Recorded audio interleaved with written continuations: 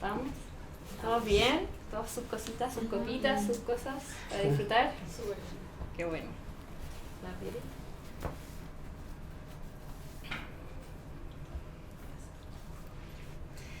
So we're gonna do it in English.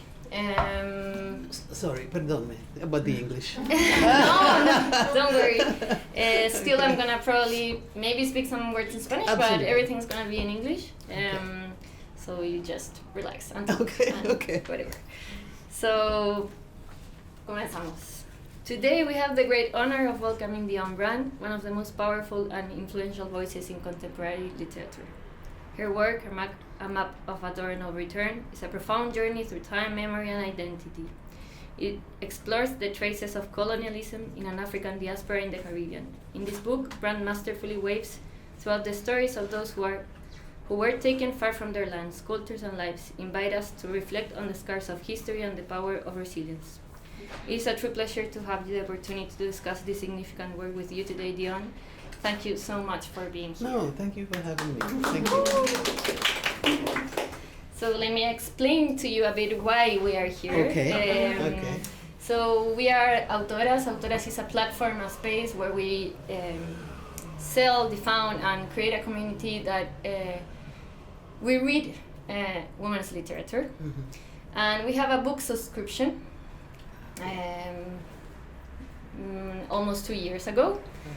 We started. We are in the 21 edition now, and the 15th edition of this book subscription was your book. Oh, So when Banda Propia told us that they were going to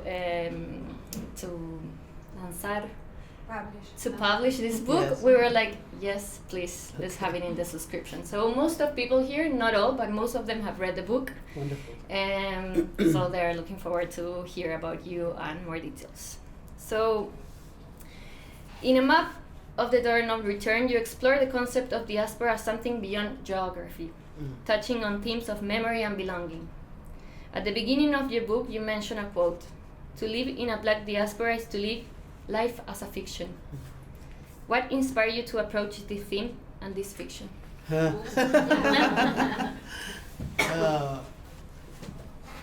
I'll try not to be funny about it. Please. No. Well, I thought that this door that expelled or dragged people from the continent of Africa to the Americas, and this making of what we now know as the Americas, right? Which the Europeans arrived as if no one was there, and appropriated and extracted and brought labor, that this beckoned for many who walked out that door, or in fact for all who arrived in the Americas and all who were not indigenous to the Americas, the making of selves, the making of a new self, yeah, or certainly a self that would not in 5 centuries recognize itself as the self that exited the door. And so I wanted to, because one had to leave all history behind. Yeah? This is a bad way of saying it, leave all history behind, because history simply proceeds. We don't even know how. I make this gesture, but it doesn't proceed that way. It does a lot of things, right? It is, it's more generative than that. And so I approach the idea of what is this self that is composed by events, by history, by violence, by colonialism, but also composes itself, because one must also make oneself. One is not merely inanimate, as kind of colonial power might suggest, a kind of inanimacy which it moves from here, to this plantation, to that plantation, to this place, to work, to labor, to produce wealth for someone else. But this person also creates themselves, right? When you arrive and So when you walk out of the door, you too must have a plan, right? So it's this complex of being made of certain signs that came to represent that self that was dragged out the door,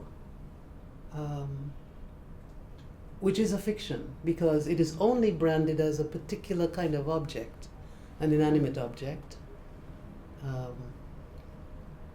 which is a fiction to begin with, right? And so the struggle with this fiction and the creation of another kind of story is kind of what the book provokes. Yeah. Sense? Yes. Okay. ¿Se entiende? Sí. Again. Thank you. So the structure of the book is unique also. It's blending poetic prose with essays-like elements.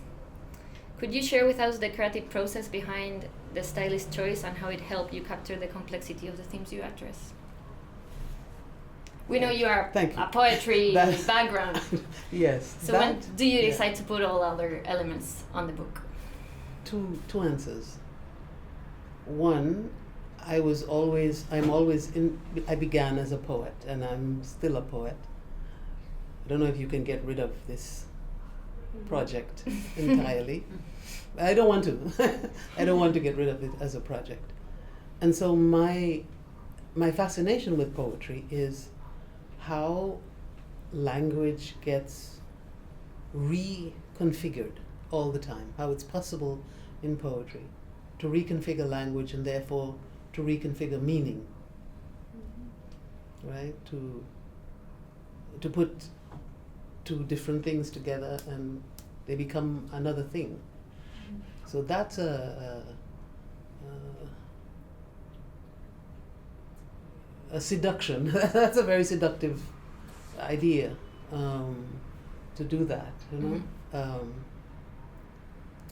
So that was one, and therefore I looked at how has language itself made this fiction too. So then, in my case, it is language that must unmake the fiction, right? And so the project is both a structural one as well as a one about meaning, and where structure and meaning then become the same thing, right? So then I thought, well, what structure? So, and I'm always interested in what gifts poetry has for prose. How can poetry expand prose, right? Which ostensibly in the main is linear, yeah? And given the economic regimes we live under, it's also instructional, and it just moves like with a lead. It moves heavily sometimes, right? And we have to be careful that it doesn't, yeah? So I thought, well, what kind of structure would be suitable for describing this process of relooking at this moment, relooking at this history that made the Americas? What structure would describe that, truly? Not just describe it in the voice and the language of the colonizer or the oppressor, but what are we in excess of that? And so what does the excess look like? Well, if you look, living in the Americas, improvisation all the time. Like moving, okay, this doesn't work, all right, we'll do that. Okay, fine. And you have to move quickly sometimes, and sometimes you have to use kind of the gifts of meaning differently, so I've collected the book as a kind of improvisation on language and story, basically. So if you could do that, how would you do it? Yeah, and so in a sense, what is the unacceptable way of writing a story? Right? Given that the body is already unacceptable, we're free, yes? You are free to do. So, okay. And then I also mirrored it on how do you think? this moment, I'm looking at the fire extinguisher in the back, and then Lucia is here, and then you're sitting there, and then why not try to gather all of that in its complexity all at once? And so, yes, so that is how I went about kind of deciding the structure of it, that I could move anywhere. The relation is the speaker. And if the speaker is strong enough, then the relation is obvious, is apparent, right? So that's how it's bound together. And it's bound together by the idea of thinking about this subject. So you didn't need to lead people like in a traditional way, but people would arrive at the text and figure it out. Yeah. Like I trust people to read. Yeah. Yeah, actually you wrote this in 2001, so it's almost 23 years. Does this structure and this complexity make sense to you nowadays also? More and more. I mean, more so, right? Yeah. We're inundated with linear narrative in some ways. In some ways, something like the internet escapes linearity, yeah? Because there are all sorts of small and large communities of thinkers or writers writing, yeah? That structure, the internet, for example, Facebook, X, whatever, all of them, and many others, right? Have the possibility for blowing up the structural, but of course they are all owned by somebody who is very structural, right, and who curates the structure. So now, if I were a Twitter user, which I'm not, I'm not on anything. Yeah, if I were one, I would have to figure out how to break the machine. Yes, again. So the machine needs continuous breaking all the time because of the ownership of the machine. We are led to believe that we own the machine, but we don't. I'm just writing a little note to somebody else. I don't own the machine. So therefore, and the machine will always try to regularize. Yeah. So when what's his name bought Twitter, suddenly many more ads, and suddenly, so you know that you are being regulated in a particular way. Yeah. Despite the so-called freedoms that the posting might suggest, right? So how do you break that now? Nothing is, Yeah. Does that make sense? Yeah, it makes a lot of sense actually. Yeah, right? yeah. It makes more sense now than when we did not have internet. So throughout the book you refer to both historical figures and anonymous individuals who were there victims of slavery and colonialism. How did you decide which stories include, and what is the significance of giving voice to these characters in your work? No idea. No tengo una idea. I don't know. My own research made me go look at maps. Yes. There was this place that is called the Door of No Return, and I decided to investigate this Door of No Return. It is not just one place, but many places on the coast where people were pushed out into the sea and into ships and brought. So I wanted. It was kind of like, where is that door? But not the practical, physical door, but the philosophical door, the philosophical door, the imaginative door, the door as an emblem. What is that? And so then that led me to think about mapping, and so much of that period, 15th, 16th, 17th century, depended on maps and mapping. And so I decided, well, what would a map to that door in the imagination be, right? And so I investigated many maps, and you find many maps in there. And you find real maps like that, but then you also find maps like, my grandmother sent us to this street and that street and that street and that street. Or different kinds of maps, an oral map, and so on. So the map became one of the ways you moved through the text. The people were some just my observations walking in the world, wherever I had been, and noticing the remnants of the Middle Passage, the remnants on the body of people, how they had maybe moved from, Curacao to Amsterdam, to the remnants of these passages. So everyone with their map, in a sense, moving too. So some of them anonymous came from just my observations of the life around me,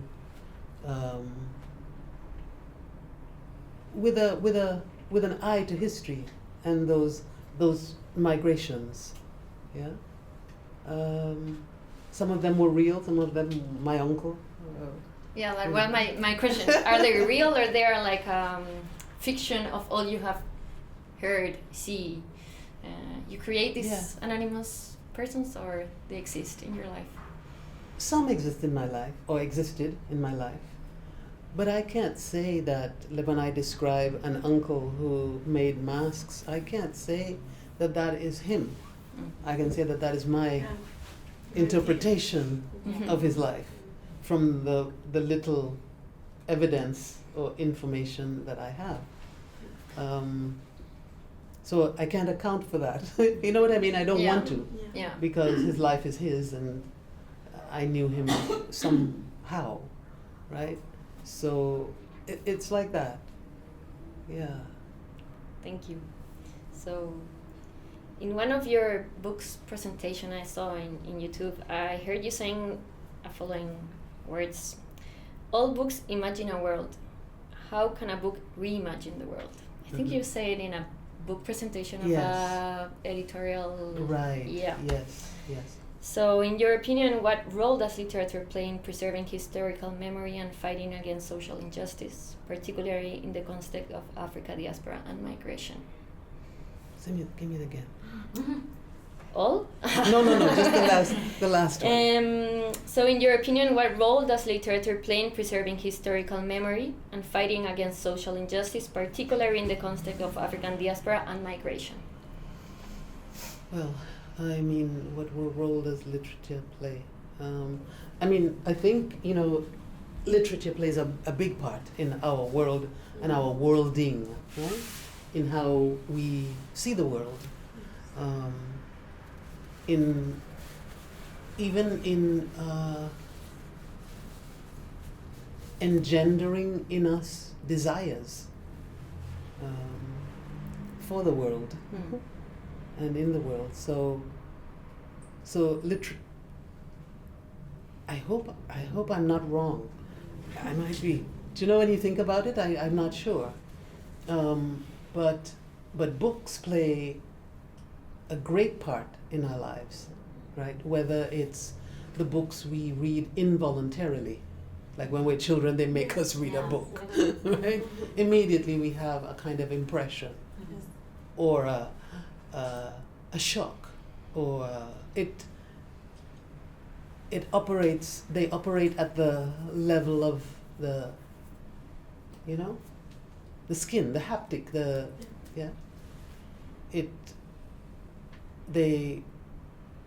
they suggest that we are and can be outside of the self that we think we inhabit.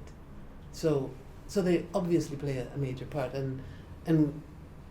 but this moment is involuntary up until and then it becomes, if you are caught in the seduction of them, then they become voluntary, right? And we seek out these things and these things. This I am related to, that I'm not related to. So they are very powerful objects, right?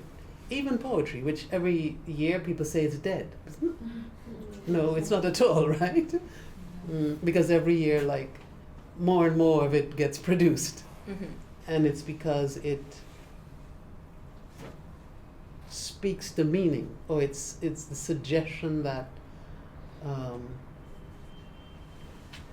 it's a conversation between the poet and the reader. It's intimacy, yeah. It's a very intimate exchange, right? So they have an effect in the world.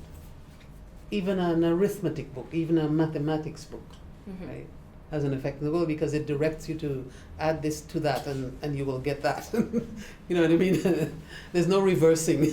There's, every book of every kind has this, and this is how human beings have decided to produce knowledge. Okay, so this is where we go for that. And whether it's who's calling, and whether, so they have an effect. Yeah. There is a line of reasoning that says, on the one hand, that they don't have an effect.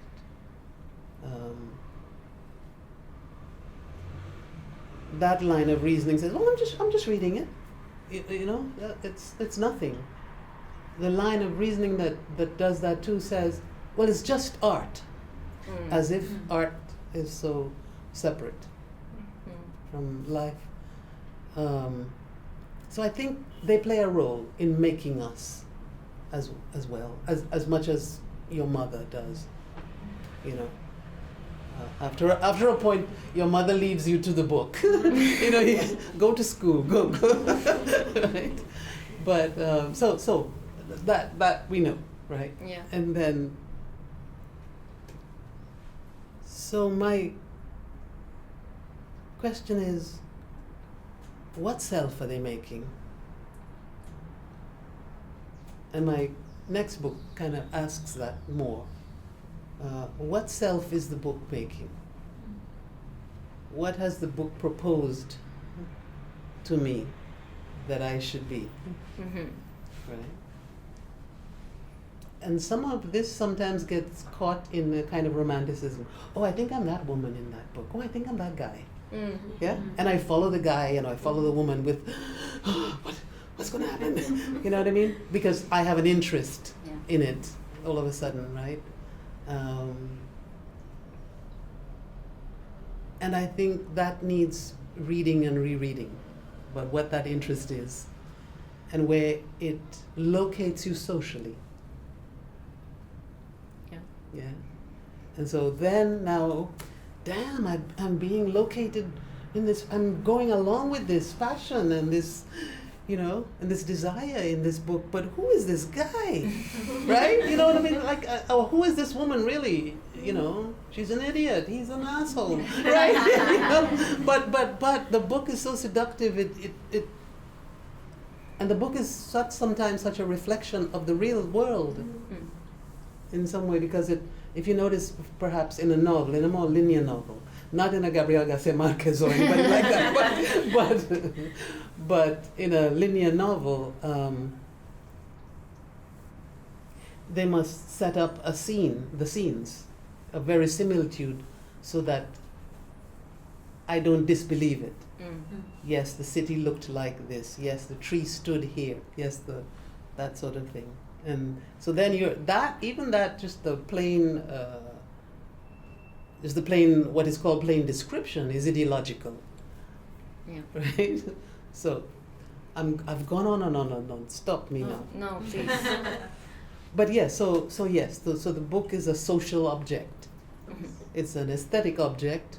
It's also a social and political object. Yeah. And therefore, it can do lots of things, including make a different kind of world. Thank you so much for that. Abrimos preguntas, si alguien tiene una pregunta. So now they can ask some questions. Pueden hacerla en español y traducimos. I want to make a question. Hi. Thanks a lot for this. It has enlightened me a lot. It's very powerful what you're speaking about. I have a question. It's perhaps a personal one, but I want to know in this world. I mean, nowadays there is a lot of colonialism, capitalism. I want to know if you can give us some advice on how to fight against it, or perhaps not against it, but how to deal with it in those days. That is the big question. I guess resist it in so many ways, in all the ways you can, right? In all the ways you can, you know.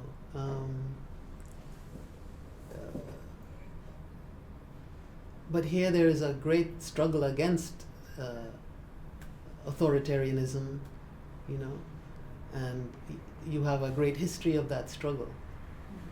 And so it's not without possibilities, right? I was saying to Lucia last night, we were talking, I think, and we were talking about the manifestations of women. Today. Yeah, of women here in, 2019, doing kind of, and that was like, whoa! It was like a fantastic idea. And then it spread all over the world. So a really small thing, what seems a small thing and what seems, you know, local or something can suddenly burst in that. So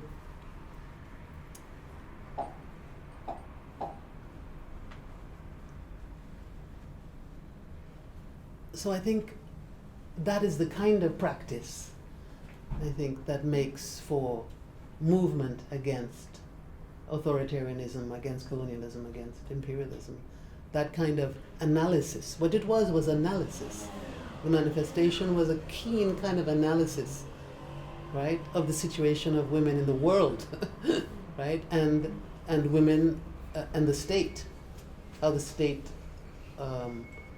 regulated women's bodies, and what resulted from that, the violences resulting from that, and the state preoccupation with women, and their and the state's underwriting of the violence. Yeah. So I thought that was marvelous. So you have perfect example, right? Yeah.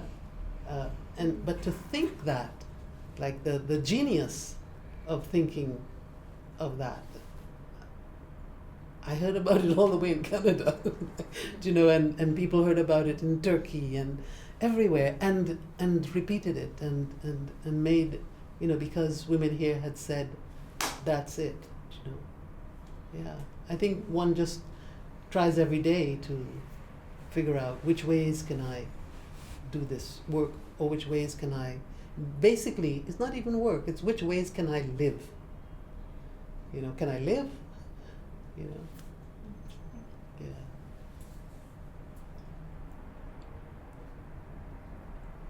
¿Alguien más? Por favor. I try in English. Como tú quieras, como te sientas cómodo. That say is more like an introspective way, more than a fight. What do you think? The first half of the book, for me, is feeling more introspective. Yes. Yes. Way to see the no sé, ¿De qué? ¿Qué dijiste, verdad? los temas. Also, it moves from the introspection to, yeah. And the first half of the libro is feels like introspective, more than a fight or more than a fight. Yes. Things is a fight or it's more A fight como or ¿Una lucha?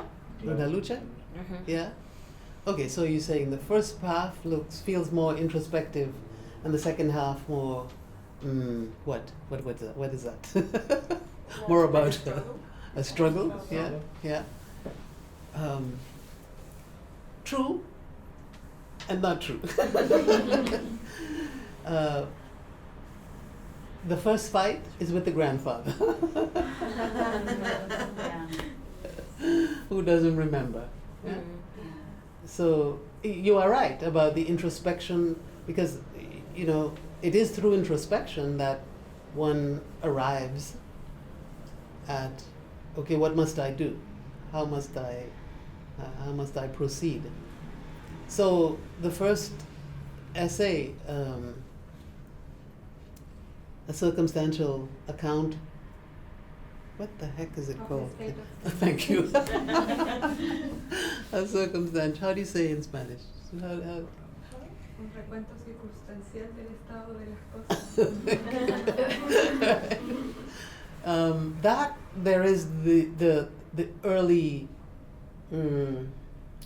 apprehension of what is this? The sudden awareness of something else in the family, or something else in the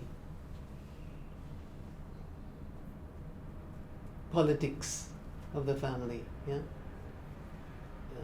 The politics of the world, but how represented in the family.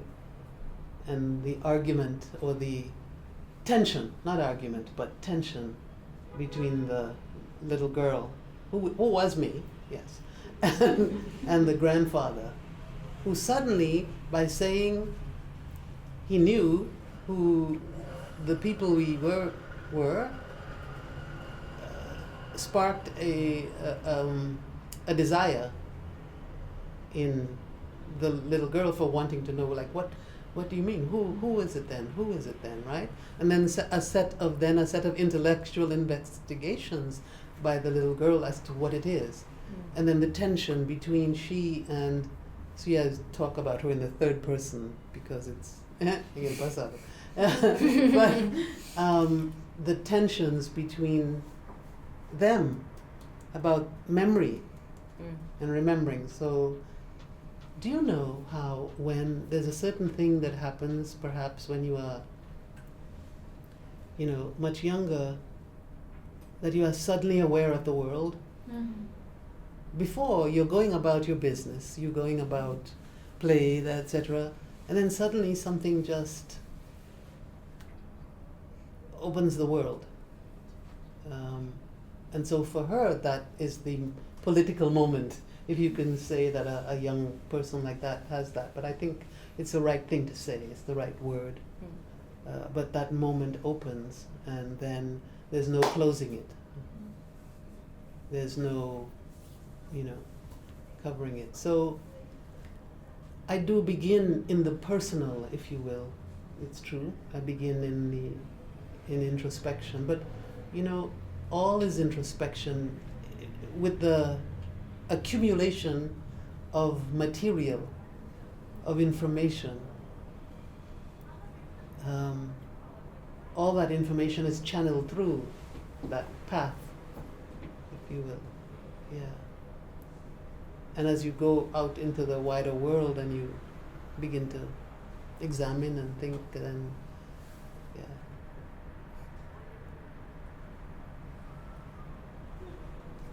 Yeah.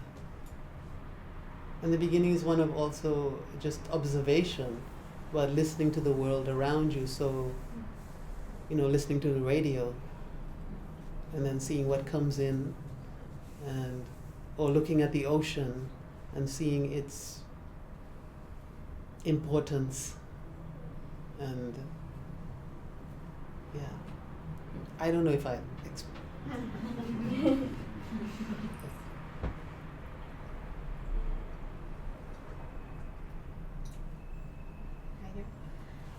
You said your next book will be about books. Can you tell us more about it? Well, it just came out yesterday in Canada, and it will be out in the US in October. And it is called. And in Chile. And in Chile depends on you. Depends on them. And it's called Salvage. how do you say salvage? Salvage. Yeah.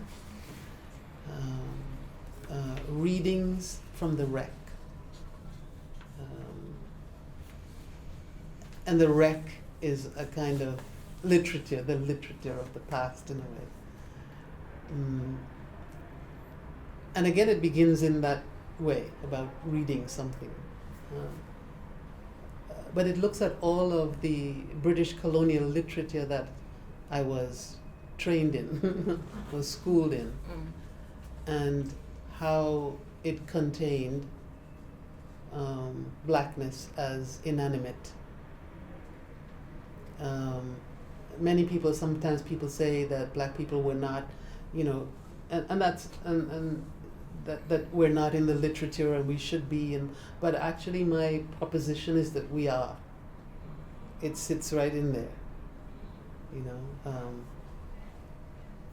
and so if you think of all those 19th century or 18th century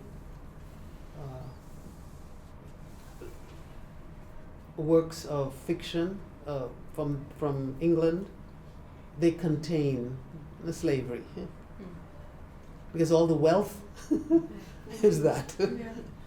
Yeah, someone is always going away. You know how they made a new movie of Mansfield Park? Has it arrived? Yeah. Not new, but a few years ago. Mansfield Park. No? Anyway, but Mansfield Park and all these places, are built on slave labor. Many times in the text you will see a word like, you will see something like, he was going off to Antigua to deal with his business. What was his business? What would his business be in 1700 in Antigua? His business is slavery. Right? His business is that he owns a plantation and he owns 300 people, and the park and the big house and so on in England is based in this. Right? So it is an analysis of these texts and how they contain that. But we are only called to look at how beautiful the dresses are. What lovely Rebecca should be doing now, right? Who should she marry? Oh my God, she only has, that kind of thing, right? I'm laughing because it is kind of funny. Yeah, it is. Tragically funny. I know. Yeah. I've not described the book, but but it is about the influence of these works on you. But it's also about the influence of works on you. Like, you have a novel, you begin to read it, you make a decision, or you are led to make a decision about who to identify with in the novel. Because the novel begins, Jane walked up the street with a terrible look on her face. Well, you're with Jane. Oh my God, Jane. You're immediately, your affection, you are, as the French theorists call it, you are called, you are hailed, right? You are hailed by certain personages. You are hailed to sympathize, to go with that person, to care about what happens to them in the book. You want it to turn out right? So it's about all of that, but about the deep influence of that. It's about how British imperialism arrived in British texts, because it couldn't just arrive with violence. It must arrive with what looks like its opposite, the book. Right? And how many people all over the world were trained in these books. And the effects of the books. And so it deals with British imperialism, and then it deals with American imperialism, because when I was growing up in Trinidad and Tobago, America arrived also, right? And America arrived as sound. The music, on the radio, and the styles, and the Western movies, the gunslinger, who always killed the Indians. Do you know what I mean? Like, so America arrived too, and to produce its own person, to produce me also in some way, and the dissonance between, you know, those things and what was actually being lived. So it's a kind of analysis of all of that, and how to rescue yourself from it. Yeah. Or at least how to notice. Yeah.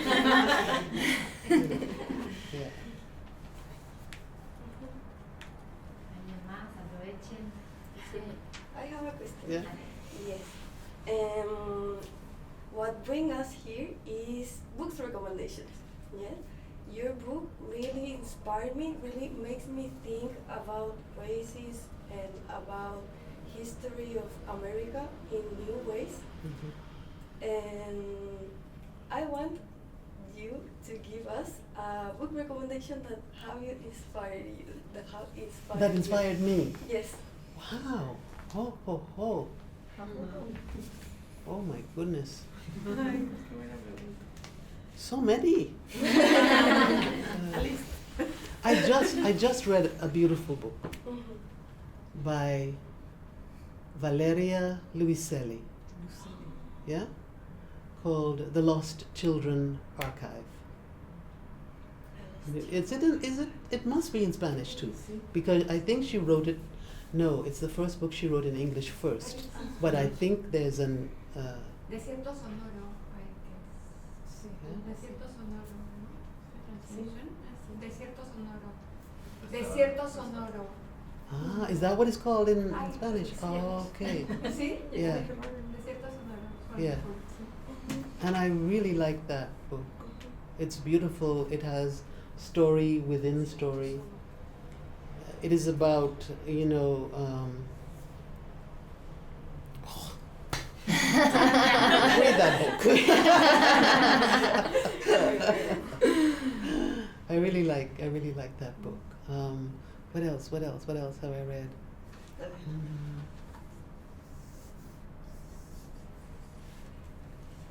Minor Detail, and I don't know if that's been translated. It's by Adana. Hang on. Oh, I don't have my memory with me. Adana Shibli. Right. Beautiful book. Yeah. En detalle menor. Yeah. Sí. Yes. Is it translated Sí, too? lo vemos. Yeah. That book. What else?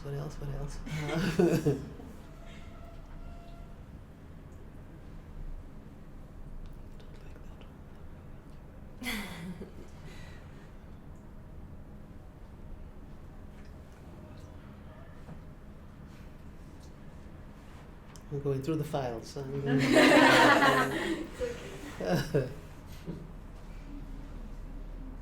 But definitely the Luiselli and the Adana Shibli. Oh, I know. There's a Japanese writer, and she has a book called The Memory Police. I don't know if it's translated. The Memory Police.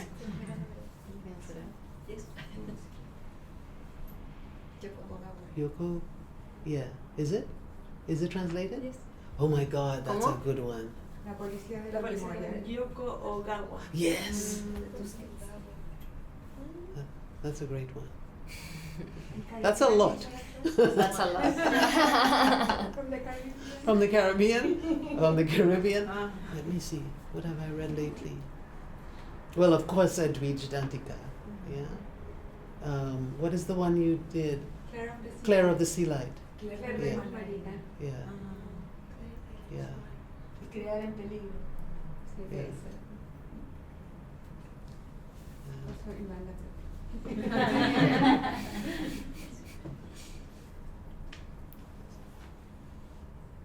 Okay, give me a minute and I'll give me. You Talk can about think it. and Okay, I'm giving Tiene you. una Yes. pregunta, Uy, hacerlo en inglés me da un poco de vergüenza. Dilo en español y lo traducimos. Ya, mejor. Yeah.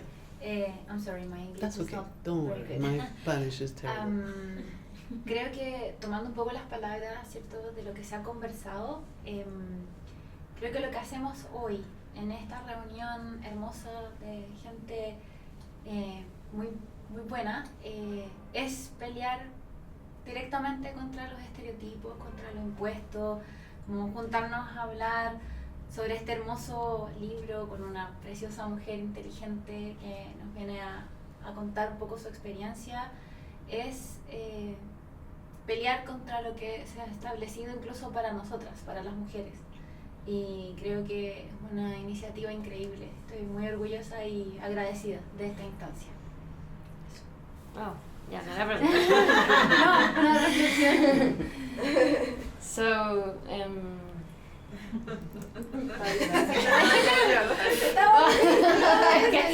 muy poético, fue muy poético. I can try. You can try. I can try. I can help you. Yeah. I'm gonna take the words of the thing that we were talking.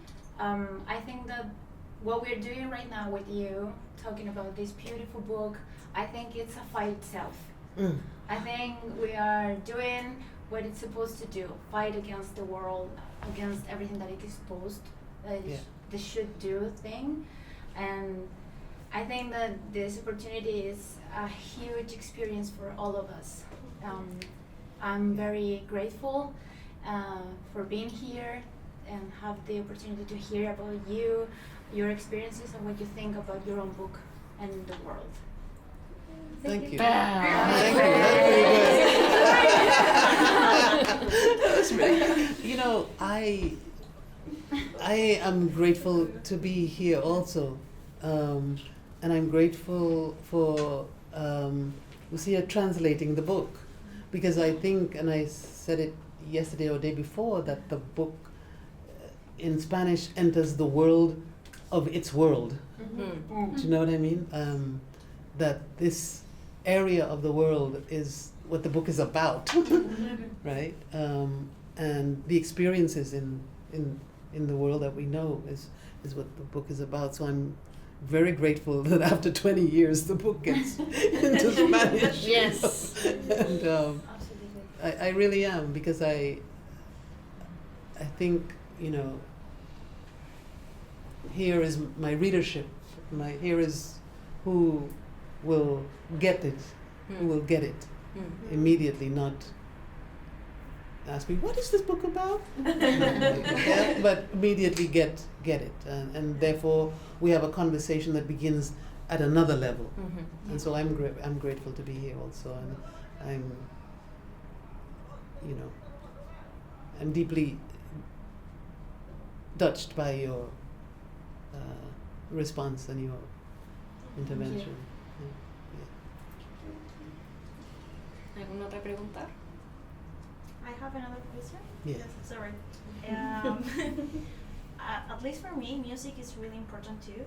Sometimes when I read, I kind of imagine like sounds and everything, music. I want to know what songs or music style or brand does your book, or do you recommend us to read with?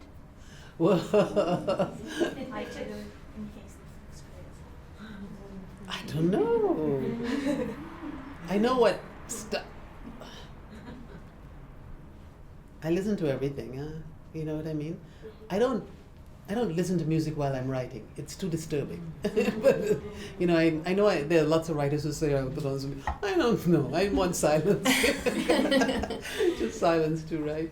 But I'm interested in music as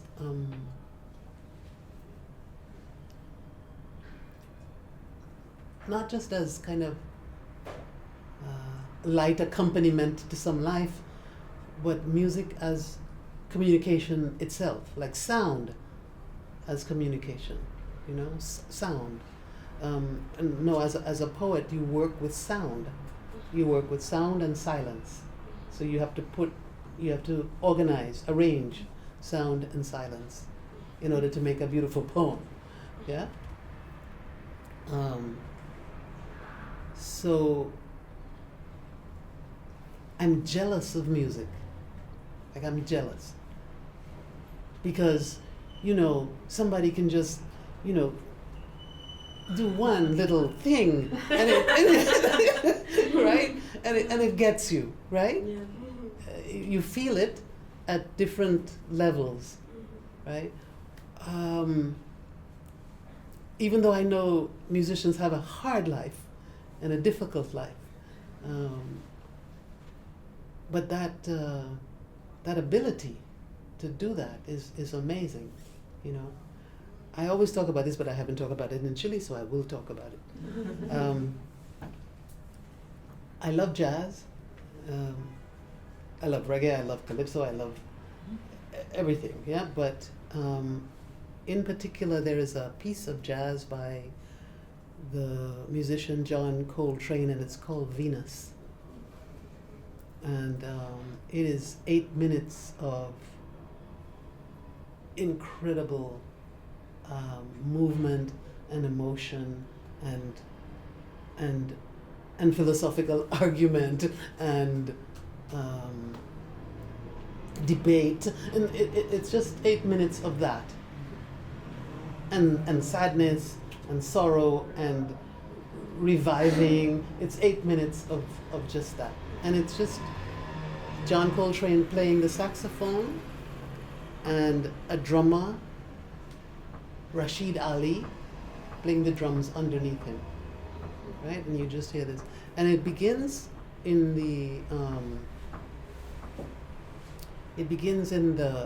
with a statement, if you will, right? So if I were to refer the music to the page, I would say that's the first statement. Is that on? Oh well, you have to take it off for me to sing. I'm sorry. Anyway, if I had my thing, I'd show you. But it just begins with a simple statement, and then the statement gets torn apart and pulled apart. We can put it afterwards in the speaker. Yeah, and pulled and pulled and pulled apart until you don't recognize it anymore, and you know that the player is going through something, and you're going with the player, right? And then, and the drummer keeps underneath, very sustaining, but as well as responding, So it's this movement between these two people, and these two, it's a proposition that they both agree to get into, and it's and then they are playing, and one has to hold the other one at a certain point, but then the song kind of comes back, but not really in the same way that it arrived. I'm jealous of this piece of music. Yes, but you do that. You speak of Venus in the Blue Clerk. Yes. And you somehow have this structure in the poetry of the book, so with repetition and response. My attempt. My very poor attempt, verbal attempt. It works great. So there is a poem that says a little bit what he said here, and the other poems establish this dialogue, yes. and Yeah. response and. Yeah, and going off and coming back and whatever. But it's just, yeah. Yeah. So I love that. I love to hear music so that it, gives, because it's so flexible and so immediate. It's so immediate.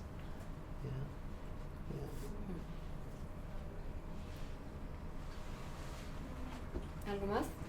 Sí, vamos. I have a little question.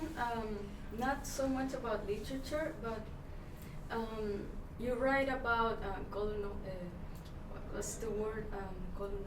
Colonialism. Considering the current state of politics and the ego of these powerful people worldwide, do you have hope for? She smiled too, so. Do you have hope for women or for minorities in the future? Well, Hope is a funny word. Mm.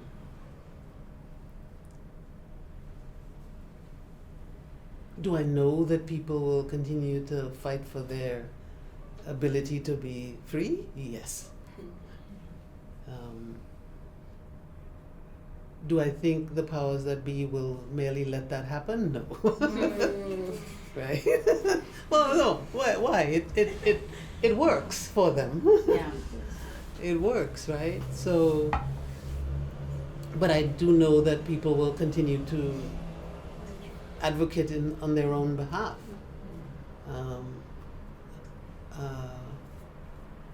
That's what I know. I've stopped using the word hope and faith and stuff like that. You know what I mean? Like, but I know that women will continue to try to be in the world whole. Right? I mean, as I say in this book, I think that, you know, the female body is one of those, it's suddenly everybody's. It just doesn't only belong to you. And it's a disconcerting feeling to be in this body which can be, you know, legislated against. Right? So, but I think it's a disconcerting feeling for all women. So I know that this will continue to be, I don't know which forms or whatever, but I know it will continue to be fought for, because I will continue to do it, and you know what I mean? Like, yeah. As long as we keep fighting. Yeah. And it, you know, it's funny, you know, the fight is almost like, on our part, it's just taken for granted, because you get up in the morning, you go outside, and you establish your presence, and it's that presence that has to be certified by you, you know, like, so yeah, I do. We'll be fine.